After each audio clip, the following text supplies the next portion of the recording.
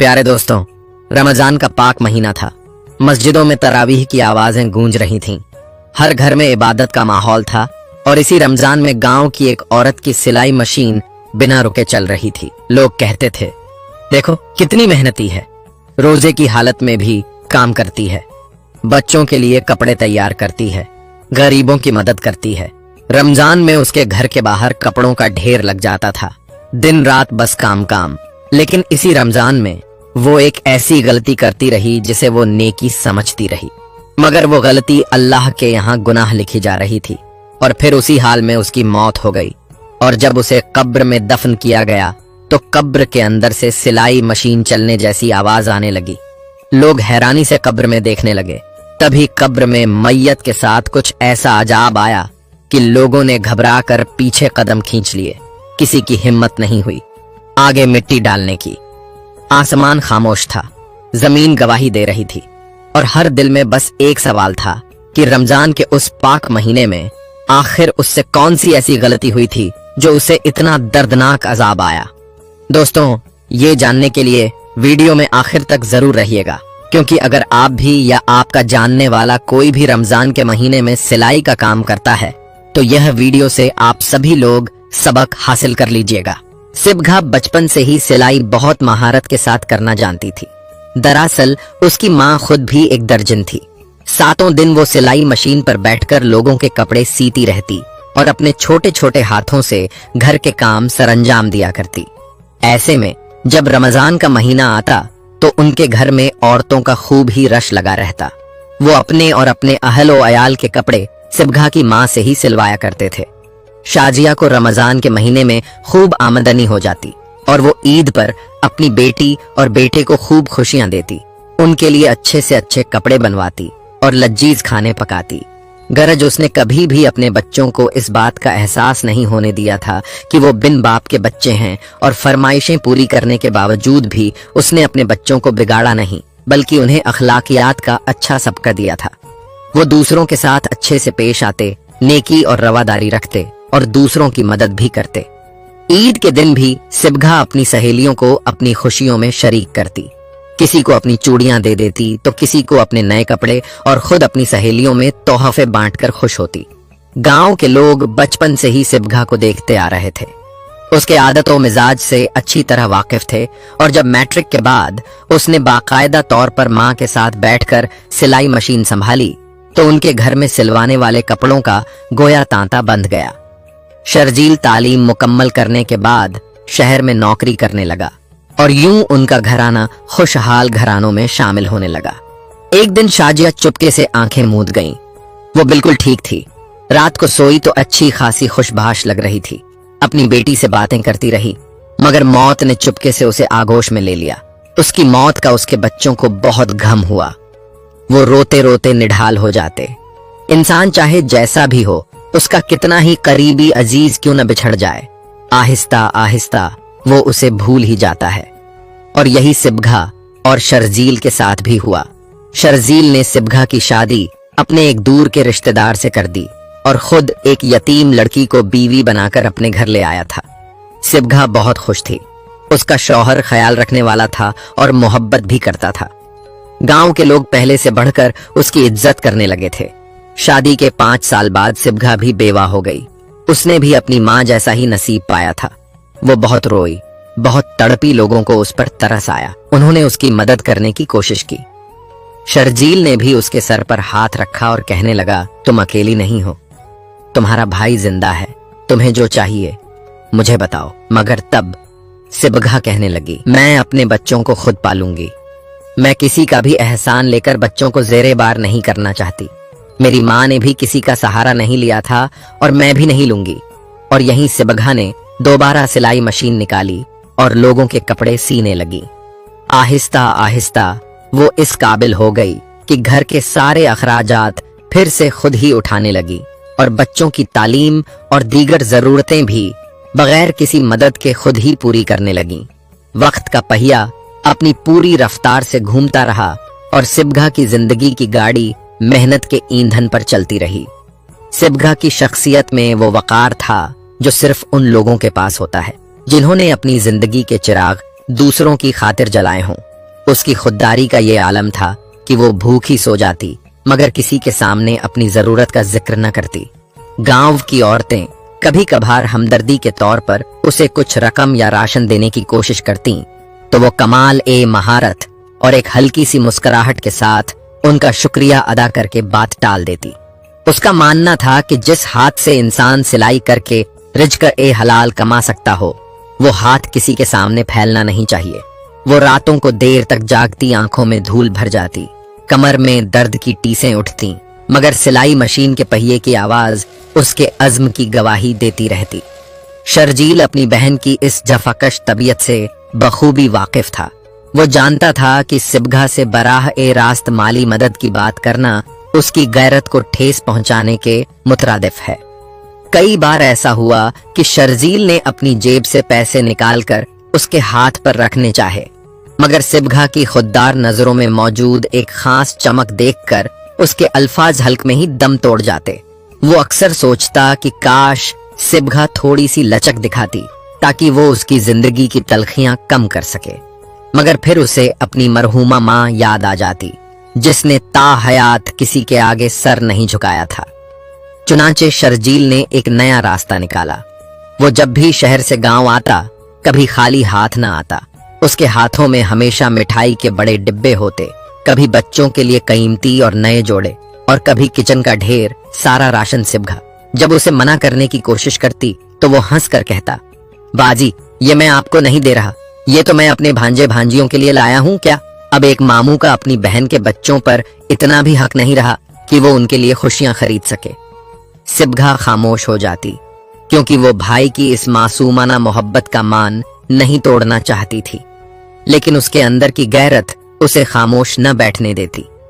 वो बदले में शर्जील के बच्चों के लिए उतने ही नफीस और उम्दा कपड़े सी कर भेजती कि शर्जील को महसूस होता कि सिबघा ने उसके एहसान का बोझ उसी वक्त उतार दिया है। शर्जील अक्सर बहाने से घर की कोई चीज खराब देखता तो उसे ठीक करवाने के लिए कारीगर खुद ले आता। वो जानता था कि सिबघा खुद कभी इन कामों पर पैसे खर्च नहीं करेगी, क्योंकि उसकी पहली तरजीह हमेशा बच्चों की तालीम और अच्छी खुराक थी।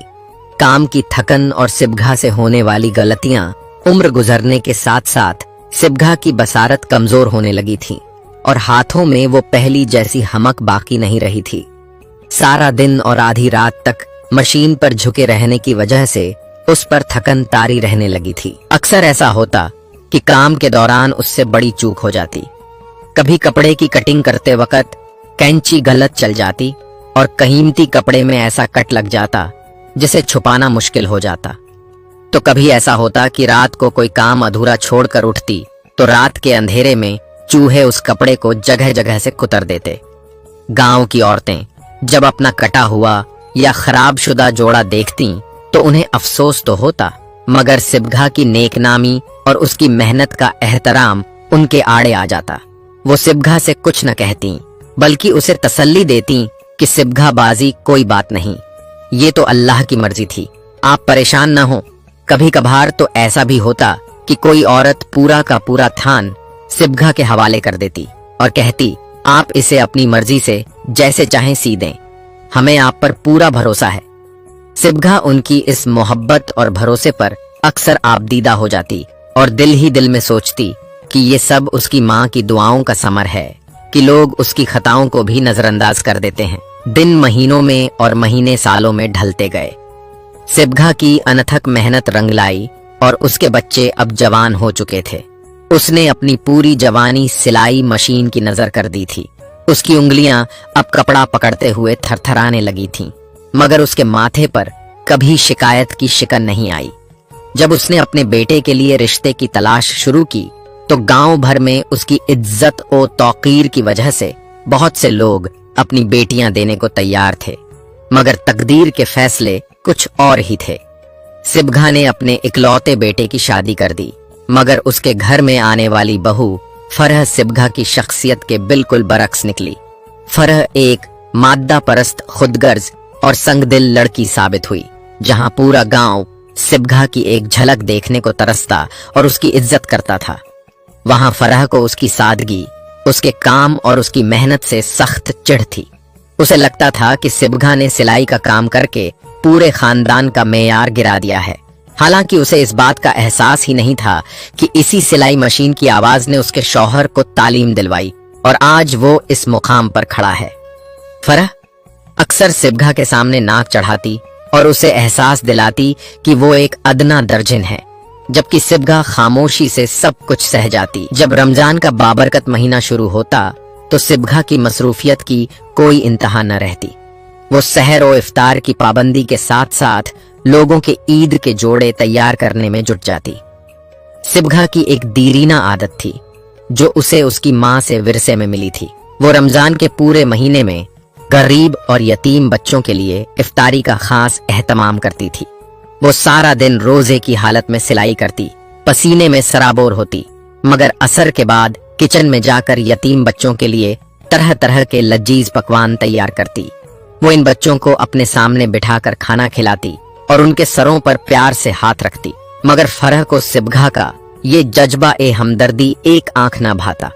उसे लगता कि सिबघा फजूल में गरीबों पर पैसा लुटा रही है और घर में काम का गैर जरूरी बोझ बढ़ा रही है। जब सिबघा इफ्तारी की तैयारी में मसरूफ होती तो फरह जानबूझकर अपने कमरे में जाकर सो जाती या शदीद सरदर्द का ड्रामा करती ताकि किचन का सारा काम सिबघा को अकेले ही करना पड़े। वो अक्सर सिबघा पर काम का इतना बोझ डाल देती कि इफ्तारी के वक्त तक सिबघा की हिम्मत जवाब दे जाती। फरह अक्सर तंजन कहती, अम्मी आपको अपनी सेहत की कोई परवाह नहीं है, ऊपर से इन मोहल्ले के बच्चों का ठेका ले रखा है। सारा दिन किचन की तपिश में रहती हैं और फिर रात भर मशीन चलाती हैं।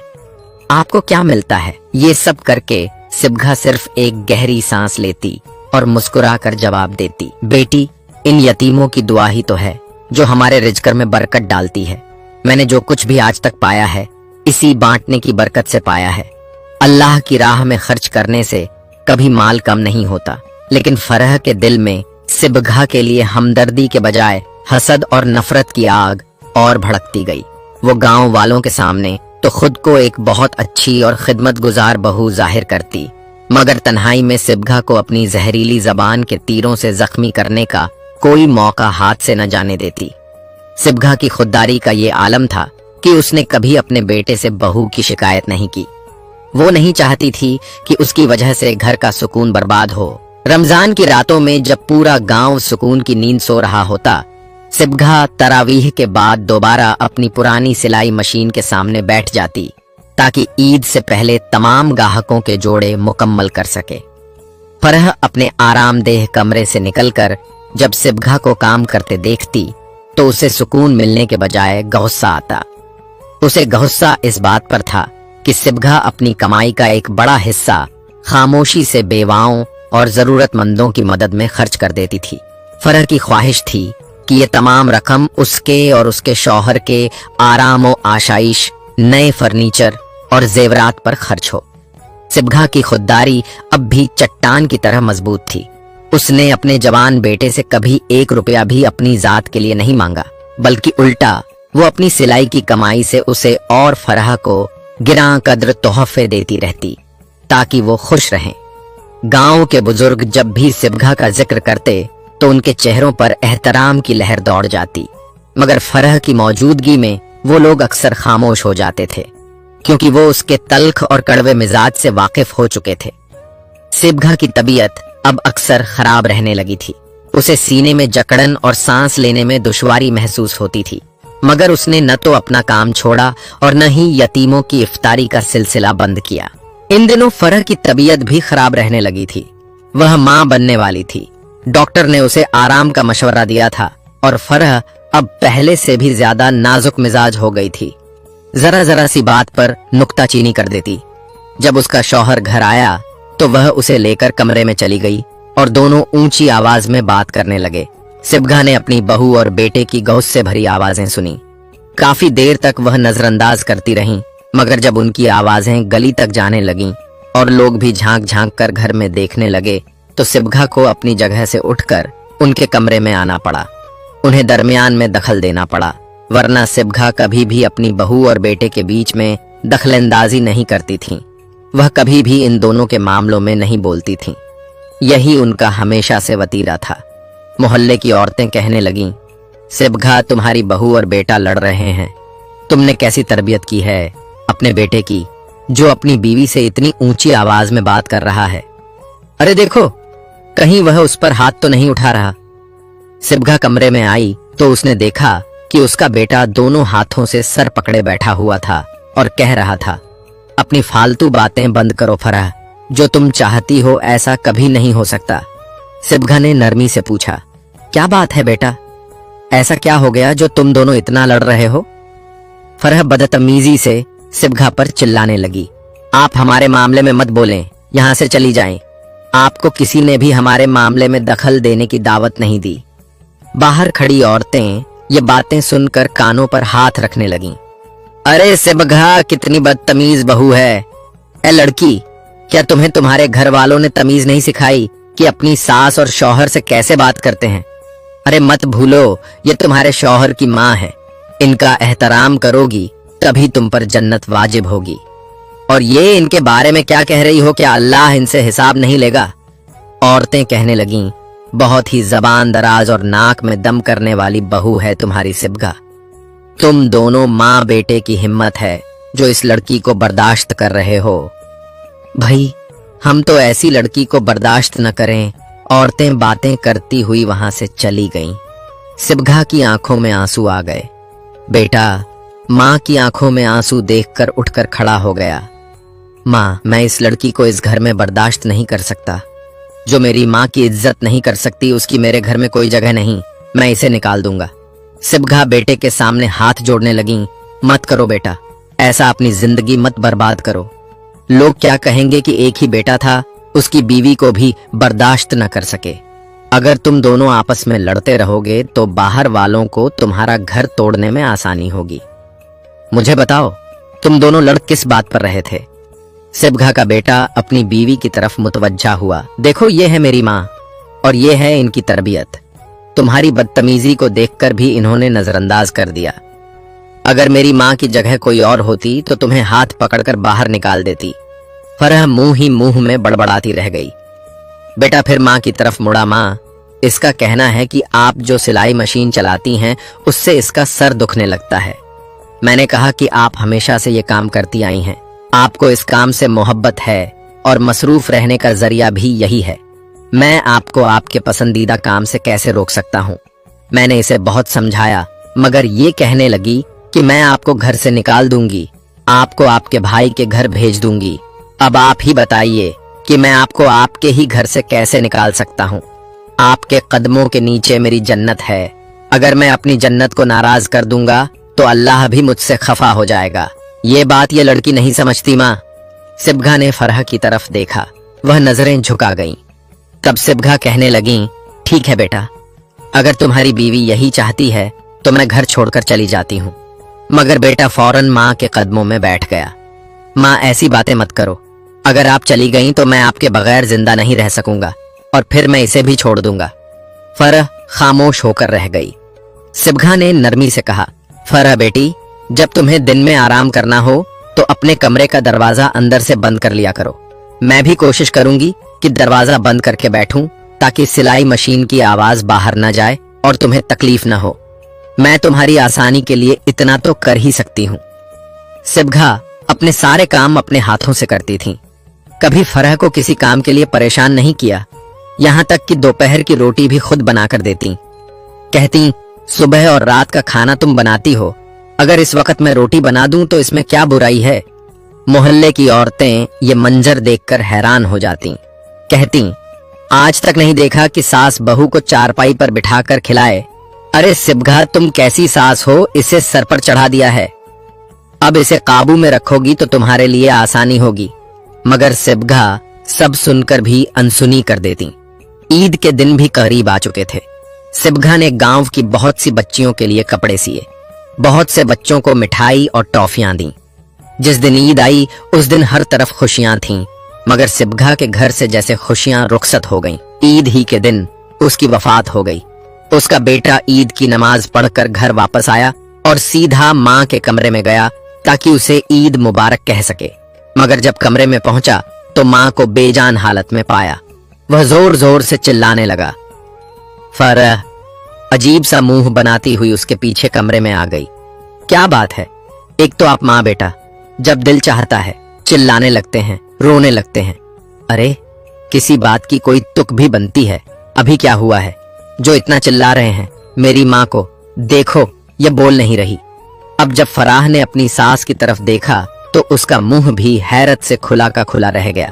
और फिर जब फराह सास के करीब आकर उसकी नब्ज देखने लगी तो सर्द लहजे में बोली, अब ये हम लोगों में नहीं रही। उसका शौहर दहाड़े मार मार कर रोने लगा। तुम यही चाहती थी ना कि मेरी माँ हम लोगों के बीच से उठ जाए। लो चली गई मेरी माँ, तुमने मार दिया मेरी माँ को। अब खुश हो जाओ कि तुम्हें खुली छूट मिल गई। अब कोई तुम पर रोक टोक करने वाला नहीं रहा। ईद का दिन जो खुशियों और मसर्रतों का पैगाम्बर होता है, सिबघा के घराने के लिए ऐसी कयामत बनकर टूटा जिसका किसी ने तसव्वुर भी न किया था। सिबघा जिसे पूरा गांव एक पारसा साबिर और नेक सीरत खातून समझता था, अचानक इस दुनिया से रुखसत हो गई थी। मौत इतनी अचानक थी कि किसी को संभलने का मौका न मिला। अभी चंद घंटे पहले वह किचन में मसरूफ थीं और अब उनका बेजान जिस्म सफेद चादर में लिपटा कमरे के बीचों बीच पड़ा था। बेटा अभी ईद की नमाज पढ़कर लौटा था, अपनी माँ के कदमों से लिपटकर दहाड़े मार मार कर रो रहा था। उसकी चीखें दीवारों से टकरा कर लौट रही थीं। मोहल्ले की औरतें जो ईद की खुशियों की तैयारियों में थीं, खबर सुनते ही दौड़ी चली आईं। सहन औरतों से भर गया था। हर जुबान पर सिबघा की तारीफ और फरह के लिए मलामत थी। एक ज़ईफ खातून जिनके हाथ लरज रहे थे फरह के करीब आईं और गुस्से से बोलीं, देख लिया अपना अंजाम। कल तक इस बेचारी को तड़पाती थी, आज वो सुकून की नींद सो गई है। लेकिन याद रखना फरह, तुमने इस नेक औरत का दिल दुखाया है। अल्लाह तुम्हें कभी माफ नहीं करेगा। फरह दीवार से टेक लगाए खड़ी थी, उसकी आंखें पथरा गई थीं। वह कुछ कहना चाहती थी मगर अल्फाज उसके हलक में अटक कर रह गए। औरतें आपस में सरगोशियां कर रही थीं। जरूर इस कलजुगी बहू ने आज भी कुछ ऐसा कहा होगा कि सिबघा का दिल बंद हो गया। देखो तो सही, सगी माँ मर जाए तो इंसान इतना नहीं रोता जितना सिबघा का बेटा रो रहा है, और ये पत्थर दिल औरत खामोश खड़ी है। फरह के शौहर ने सर उठाया, उसकी आंखें खून आलूद थीं। फरह, तुमने मेरी माँ को मार दिया। तुम यही चाहती थी ना कि ये घर तुम्हारा हो जाए। लो अब ये सारा घर तुम्हारा है। मेरी माँ को तो तुमने मिट्टी तले पहुंचा दिया। फरह ने सिर्फ एक नजर अपने शौहर पर डाली और सर झुका लिया।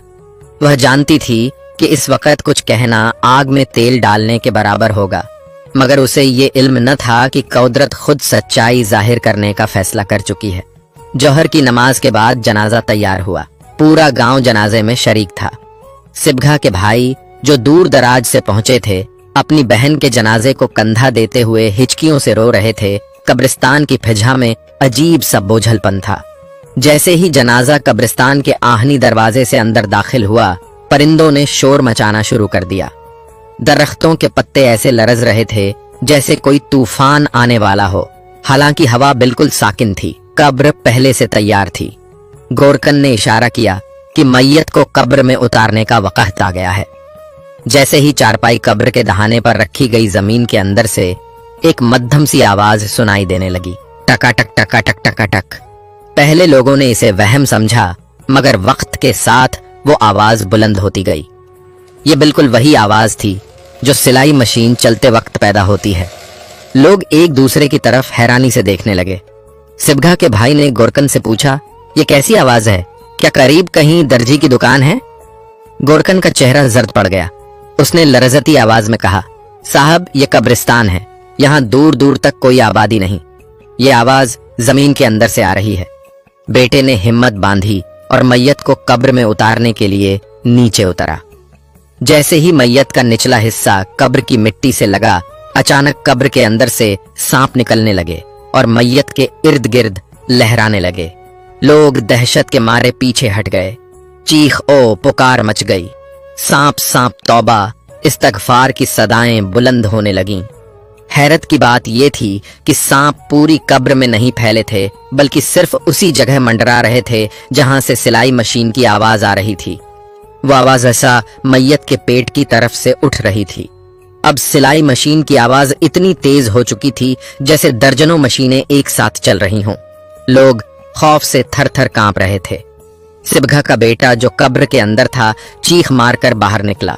उसके बदन को न सांप ने छुआ न डंसा। लोग दूर हटकर खड़े हो गए, खौफजदा निगाहों से उसे देखने लगे। क्या हुआ बेटा? कब्र के अंदर क्या था? ये आवाज कैसी थी? तुम इतने खौफजदा क्यों हो? हर कोई सवाल कर रहा था मगर उसके पास किसी सवाल का जवाब न था। उसकी हालत देखकर लोग और भी सहम गए। गांव के मौलवी साहब ने बुलंद आवाज में कलमा तैयबा का विर्द शुरू कर दिया, मगर सांप कम होने का नाम नहीं ले रहे थे। लोग भागने को थे कि सिबघा के भाई ने कहा, हमें देखना होगा कि ये क्या माजरा है। मेरी बहन तो नेक थी, ये अजाब उसे क्यों? उन्होंने हिम्मत करके मिट्टी की एक तह हटाई ताकि अंदर का मंजर वाजह हो सके। जो मंजर सामने आया उसे देखकर कई लोग बेहोश हो गए। कब्र के अंदर मैयत के पेट के ऐन ऊपर एक पुरानी लोहे की सिलाई मशीन रखी हुई थी जिसका हैंडल बड़ी तेजी से खुद बाखुद घूम रहा था। मशीन की सुई सिबघा के पेट में धंसी हुई थी और हर चक्कर पर गोश्त के लोथड़े उड़ रहे थे। मशीन के इर्द गिर्द एक मोटा सियाह नाक कुंडली मारे बैठा था जिसके फन से जहर टपक रहा था। उसी मशीन से आग के शोले उठ रहे थे और सिबघा का चेहरा मस्ख हो चुका था। ये नामुमकिन है। मेरी माँ ने तो हमेशा गरीबों के कपड़े सिए, उसने तो नेकियां कमाई। बेटा दीवानावार चीख रहा था। पूरा कब्रिस्तान उस हौलनाक मंजर का गवाह था। लोगों को समझ नहीं आ रहा था कि एक ऐसी औरत जिसने बजाहिर पूरी जिंदगी लोगों की खिदमत में गुजारी, उसे इतना भयानक अजाब क्यों मिल रहा है। इसी असना में फराह भी वहां पहुंच चुकी थी। वह जनाजे के पीछे दूर से आ रही थी। जब उसने लोगों को बदहवास देखा और कब्र का हाल सुना तो वह आगे बढ़ी। उसका चेहरा अब पुरसुकून था, जैसे उसे पहले से इल्म हो कि यही होने वाला है। सिबघा के भाई ने फरह को देखते ही गुस्से से पुकारा, तुमने जरूर कोई जादू टोना किया है। मेरी बहन को तुमने मरने के बाद भी सुकून नहीं लेने दिया। बताओ ये सब क्या है? फरह ने एक गहरी सांस ली और मजमे की तरफ रुख करके खड़ी हो गई। उसकी आवाज में अब अजीब सी गंभीरता थी। आप सब जिसे नेकी समझ रहे थे वह दरअसल एक बहुत बड़ा धोखा था। फरह ने कहना शुरू किया, आप सबको लगता है कि सिबघा अम्मा गरीब बच्चियों के कपड़े मुफ्त सीती थीं। हाँ, वह सीती थीं, लेकिन इन कपड़ों का थान कहां से आता था? लोग खामोश हो गए। फरह ने तफसील से बताना शुरू किया। अम्मा के पास पूरे इलाके की अमीर औरतें अपने कीमती जोड़े सिलवाने आती थीं। वे रेशम, अतलस और कम ख्वाब के महंगे कपड़े देती ताकि उनकी बेटियां ईद पर पहन सकें। अम्मा क्या करती थीं, वह रात के अंधेरे में इन महंगे कपड़ों के दरमियान से गज निकाल लेती या पूरा का पूरा जोड़ा गायब कर देती। जब वे औरतें कपड़े लेने आती तो अम्मा अपनी कैंची उठाती और कपड़ों को इस तरह कतर देती जैसे चूहों ने काटा हो। फिर बड़े दुख से कहती, हाय बेटी, मैंने तो अलमारी में रखे थे, पता नहीं चूहे कहां से आ गए। तुम्हारा इतना महंगा जोड़ा बर्बाद हो गया। लोगों के चेहरे हैरत से फक पड़ गए। फरह ने बात जारी रखी, फिर वही कटा हुआ कपड़ा वह बड़ी होशियारी से सी कर, पैबंद लगाकर या उसका डिजाइन बदलकर शहर की बड़ी दुकानों पर महंगे दामों बेच देती। उन पैसों से वह मोहल्ले की गरीब बच्चियों के लिए सस्ता लट्ठा खरीदती और उन्हें मुफ्त सी देती ताकि लोग उन्हें वली समझें। वह समझती थीं कि एक तरफ से चोरी करके दूसरी तरफ खैरात करने से उनका गुनाह धुल जाएगा। फरह की आंखों में आंसू आ गए। मैंने जब उन्हें पहली बार ये करते देखा तो मेरे रोंगटे खड़े हो गए। मैंने मिन्नत की, अम्मा ये हराम है, किसी की अमानत में खयानत मत करें। तो उन्होंने मुझे झिड़क दिया और कहा, लड़की मैं नेकी कर रही हूं, गरीबों का पेट पाल रही हूं, अल्लाह मेरी इन छोटी मोटी गलतियों को माफ कर देगा। वह गुनाह को नेकी के गिलाफ में लपेटकर पेश कर रही थीं। फरह ने मजीद बताया, सिर्फ यही नहीं, वह लोगों के जेवरात भी इसी तरह गायब करती थीं। किसी की अंगूठी गिर गई, किसी का हार टूट गया, वह उसे उठा लेती और कभी वापस न करती। कहती थीं ये सब अल्लाह की तरफ से उनके लिए इनाम है, क्योंकि वह उसकी मखलूक की खिदमत कर रही हैं। मैं जब भी उन्हें रोकने की कोशिश करती, वह आप लोगों के सामने तमाशा खड़ा कर देती ताकि सबको लगे कि बहू बदतमीज है और सास मजलूम। मोहल्ले की वे औरतें जो सिबघा की तारीफें करते नहीं थकती थीं, अब एक दूसरे का मुंह देख रही थीं। उनमें से कई ऐसी थीं जिनके कपड़े वाकई चूहों ने कतरे थे। अब उन्हें समझ आया कि वे चूहे कोई जानवर नहीं बल्कि सिबघा की वही कैंची थी जो लोगों का हक काट रही थी। कब्र से आने वाली सिलाई मशीन की आवाज अब आहिस्ता आहिस्ता चीखों में बदलने लगी थी। वह मशीन जिस पर बैठकर सिबघा ने दूसरों की अमानतों में खयानत की थी, आज वही मशीन उनके जिस्म का अजाब बन चुकी थी। वह आग उनके हराम माल की तपिश थी जिसे वह सदका व खैरात समझकर बांटती रही थी। बेटा वहीं जमीन पर बैठ गया। उसका गुरूर खाक में मिल चुका था।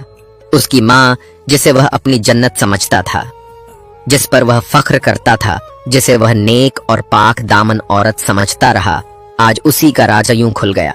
उसे अपने आप पर अफसोस हो रहा था कि उसके घर में इतना कुछ होता रहा और वह हर चीज से बेखबर रहा। काश वह वक्त रहते जान जाता तो आज उसे ये दिन न देखना पड़ता। आखिरकार मौलवी साहब ने कहा, अल्लाह की पकड़ बड़ी सख्त है। अब हम इसे मिट्टी दे सकते हैं, लेकिन इसका हिसाब अब इसके और अल्लाह के दरमियान है। जैसे ही मिट्टी डाली गई, आवाजें मध्यम हो गईं, लेकिन जमीन की तपिश बरकरार रही। फरह और उसके शौहर ने इस वाकये के बाद तौबा की। फरह ने वह तमाम रिकॉर्ड निकाला जो उसने छुप कर रखा था कि किस किस का कितना नुकसान हुआ था। उन्होंने अपना घर, जेवर और जो कुछ उनके पास था सब बेचकर उन लोगों के हक अदा किए जिनकी अमानतों में सिबघा ने खयानत की थी। गांव के लोग अब जब भी उस कब्र के पास से गुजरते उनके दिल दहल जाते। वहां से आज भी कभी कभी मशीन के चलने की आवाज आती थी जो कयामत तक के लिए एक सबक थी कि खैरात से गुनाह नहीं धुलते अगर माल हराम का हो और अल्लाह को धोखा नहीं दिया जा सकता। फरह अब एक खामोश और इबादत गुजार जिंदगी गुजार रही थी। उसने साबित कर दिया कि सच्चाई चाहे जितनी भी कड़वी हो, एक दिन सामने आकर रहती है और मजलूम की आह कभी रायगां नहीं जाती।